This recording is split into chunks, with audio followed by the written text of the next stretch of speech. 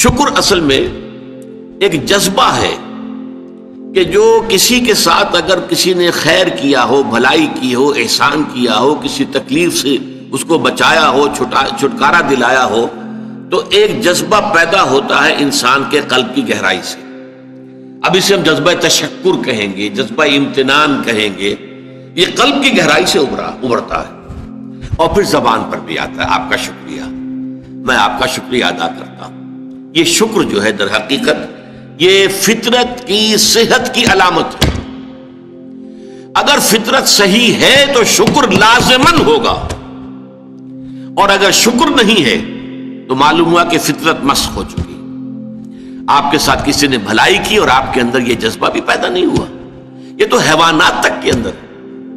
آپ کسی پیاسے جانور کے سامنے پانی رکھیے، کوئی بکری ہو، کوئی اور ہو، کوئی گائے ہو، پیاسا ہو، بندھا ہوا ہے، وہ تو ادھر ادھر دوڑ کر اپنی پیاس پوری نہیں کر سکتا. بالٹی میں پانی رکھ دیجیے، وہ پی کر پھر وہ آنکھیں اٹھا کر آپ کو دیکھے گا. وہ جانور تو اس کی آنکھوں کے اندر سے آپ کو جذبہ تشکر چھلکتا ہوا نظر آئے. اسی معنی میں عجیب بات یہ ہے، عین، عین کہتے ہیں آنکھ کو، اور عین کہتے ہیں چشمے کو بھی. عرب کہتے تھے عین الشکرا، وہ چشمہ جس میں سے پانی خود بخود ابل رہا ہو، نکل رہا ہو نیچے سے، زمین سے ابلتا ہو، عین الشکرا. اور دابۃ شکور کہتے تھے ایسے حیوان کو. آپ کے ہاں کو گائے ہے، بھینس سے بندھی ہوئی ہے، آپ اس کی ٹہل سیوا کر رہے ہیں، اچھی خوراک دے رہے ہیں، غذا دے رہے ہیں، نہلاتے بھی ہیں گائے بھینس کو، تو پھر اس کا ظہور اس کے بدن پر ہونا چاہیے، اس پہ فربہی آنی چاہیے. تو اس کو کہیں گے دابۃ شکور. یہ شکر گزار جانور ہے کہ اس کے ساتھ جو بھلائی ہو رہی ہے، جو خیر ہو رہا ہے، اس کے نتائج اس پر ظاہر ہو رہے ہیں. تو یہ فطرت کی در حقیقت صحت کی علامت ہے. پرانی کہانی آپ نے بھی بچپن میں پڑھی ہوگی کہ ایک غلام کہیں بھاگا ہوا تھا اور اسے راستے میں ایک جگہ اس نے دیکھا ایک شیر پڑا ہوا کراہ رہا ہے، اور اس کو شدید تکلیف تھی. اس کے پاؤں میں ایک کانٹا چبھا ہوا تھا. ظاہر بات ہے شیر نہیں نکال سکتا تھا اس کو. اس غلام نے اس کا کانٹا نکال دیا. اس شیر نے صرف اسے سونگھا اور چلا گیا. اس کے بعد وہ غلام پکڑا گیا، اور جیسے کہ ہوتا تھا رومن اور گریک دور میں کہ بھاگا ہوا غلام جب پکڑا جاتا تھا تو پھر شیروں سے پھڑواتے تھے اس کو. ان کے جو بڑے وہ ہوتے تھے، یہ اسٹیڈیمز بنے ہوئے ہوتے تھے، اس میں آ کر جو ہے اس غلام کو چھوڑ دیا، اور پھر بھوکا شیر جو ہے وہ پنجرے میں سے نکالا تاکہ وہ اس کو بھمبوڑے اور ختم کرے. تو اس نوجوان کو، اس غلام کو بھی پھینکا گیا. اس کے بعد جو شیر کا پنجرا کھولا تو شیر آیا، اس نے سونگا اور اس کو چھوڑ کر علیحدہ بیٹھ گیا. لوگ حیران ہوئے. معلوم ہے یہ وہی شیر تھا کہ جس کے پاؤں سے کانٹا نکالا تھا اس غلام نے، جبکہ وہ بھاگا پھر رہا تھا، چھپتا پھر رہا تھا جنگلوں میں. بہرحال یہ شے سمجھ لیجئے کہ شکر جو ہے در حقیقت یہ فطرت کی صحت کی علامت ہے.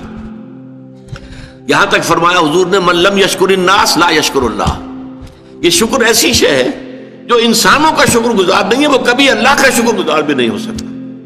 فطرت مسخ ہو چکی ہے. کسی نے آپ کے ساتھ بھلائی کی اور آپ کے اندر سے وہ جذبہ تشکر ابھرا ہی نہیں، معلوم ہے فطرت کے سوتے خشک ہو چکے ہیں. وہ کنواں جس کے اندر لانے والے پانی کے سوتے خشک ہو چکے ہیں، پانی کہاں رہے گا اس میں؟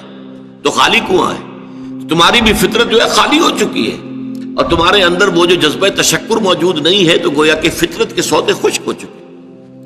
اب اصل بات کیا ہے اس فطرت کے بعد؟ اصل منعم کو پہچاننا. اب دیکھیے اس کو بھی ذرا غور سے سنیے میری بات کو. بچپن میں ہر بچہ یہ سمجھتا ہے کہ میرے حفاظت کرنے والے، میری ضروریات پوری کرنے والے، میری تکلیف پر تڑپ اٹھنے والے میرے والدین ہیں. اس سے آگے کا اسے بھی پتہ نہیں ہے، احساس نہیں ہے. لہذا جذبہ شکر جو ہے وہ والدین کی ذات کے ساتھ مرتکز ہو جاتا ہے. اس سے ذرا آگے بڑھا، معلوم نہیں میرا کنبہ ہے، میرے چچا ہیں، میرے ماموں ہیں، میرے فلاں ہیں، میرے کنبے قبیلے کے لوگ ہیں، میری قوم ہے، میرا وطن ہے. یہ سب در حقیقت میرے محافظ بھی ہیں، میرے مددگار بھی ہیں، اور میری ضرورتیں پوری کرتے ہیں. یہ جذبہ تشکر اب پھیل رہا ہے والدین سے، اپنے خاندان، قبیلے، قوم. اس کے بعد محسوس ہوتا ہے، یہ سائنس کی انتہا ہے کہ یہ سارے عناصر فطرت مجھے پال رہے ہیں. سورج کی حرارت نہ ہو تو فصلیں کیسے پکے؟ سورج کی حرارت نہ ہو تو یہ ہوا، یہ بادل کیسے اٹھے؟ وہ سمندروں سے بخارات. ہوائیں نہ چلیں تو یہ کیسے جو ہے بادل یہاں تک آئیں؟ اور بارش برسے اور پھر میرے لیے گندم جو ہے وہ پیدا ہو. یہ تو کائنات پوری مجھے پال رہی ہے. اور اس میں سب سے بڑی شے جو ہے، یہ سائنس کا یوں سمجھ لیجیے کمال ہے، سب سے بڑی شے سورج ہے. اس لیے کہ یہ بھی کہنا ہے کہ زمین سورج ہی سے ٹوٹا ہوا ایک ٹکڑا ہے، اسی سے سپلنٹر ایک علیحدہ ہوا اور اس کے گرد گھومنا شروع کر دیا. واللہ عالم، یہ علیحدہ بحث ہے، یہ کاسمولوجی کی بحث ہے. لیکن یہ ہے کہ بہرحال ہم جانتے ہیں یہ شکر کا جذبہ پھر آ کر مرتکز ہوتا ہے یہ تمام مظاہر فطرت کے اوپر. اب اس کے بعد صرف ایک چھلانگ لگانے کی ضرورت ہے، وہ چھلانگ جو حضرت ابراہیم نے لگائی تھی. سورہ انعام میں ذکر ہے، انہوں نے ایک تارے کو دیکھا تو کہا اچھا شاید یہ میرا رب ہے. جب وہ ڈوب گیا، غروب ہو گیا، تو نہیں میں تو غروب ہونے والے کو تو رب نہیں مان سکتا. پھر چاند کو دیکھا، وہ بڑا روشن تھا، بہت بڑا تھا، اچھا یہ رب ہے. جب وہ بھی ڈوب گیا، کہا نہیں اگر میرے رب نے مجھے ہدایت نہ دی. پھر دیکھا سورج کو، ھذا اکبر ھذا ربی ھذا اکبر. فلما افلت، جب وہ بھی غروب ہو گیا تو پھر اس کے بعد جو چھلانگ لگائی انہوں نے کیا، انی وجہت وجہی للذی فطر السماوات والارض حنیفا. میں نے اب اپنا رخ کر لیا ہے، اپنا چہرہ کر لیا ہے رخ پر اس ذات کے جس نے آسمانوں اور زمین کو پیدا کیا ہے، جو سورج اور چاند اور ستاروں کا پیدا کرنے والا ہے. حنیفا، یکسو ہو کر. وما انا من المشرکین، اور میں ہرگز مشرکوں میں سے نہیں ہوں. یہ ہے عقل کی آخری چھلانگ. سورج بھی ایک نظام میں جکڑا ہوا ہے، کسی اور نے اس کا نظام بنایا ہے، اس کی حیثیت کچھ ہے ہی نہیں. اس پوری کائنات کی وسعت اور پہنائی میں یہ جو خورشید منور ہے یہ کیا ہے؟ یہ ایک ذرے کے مانند ہے، پوری کائنات کی ہے. Billions and billions of galaxies, اور ہر گیلیکسیز میں billions and billions of stars. اندازہ تو کیجئے، اس کی وسعت کا کوئی تصور ممکن ہے؟ انسان کو چکر آتا ہے. یہ تمام جو ہے اعداد و شمار جو یہ آتے ہیں ہمارے سامنے ایسٹرونومی میں، چکر آتا ہے. سورج کی کیا حیثیت ہے؟ ہاں ایک ہستی ہے کہ جس نے ان سب کو جکڑا ہوا ہے، جس کے نظام میں ہے، جس کے قانون کے اندر یہ جکڑے ہوئے ہیں. بحسبان، یہ ایک حساب کے ساتھ چل رہے ہیں اور حساب کسی نے معین کیا ہوا. یہ ہے در حقیقت عقل کا کام، یعنی فطرت کی سلامتی، جذبہ تشکر. شکر کس کا؟ سب سے بڑی بات اللہ کا شکر. ایک بات اور نوٹ کر لیجئے، یہی جذبہ تشکر ہے جو پھر عبادت کی شکل اختیار کرتا ہے.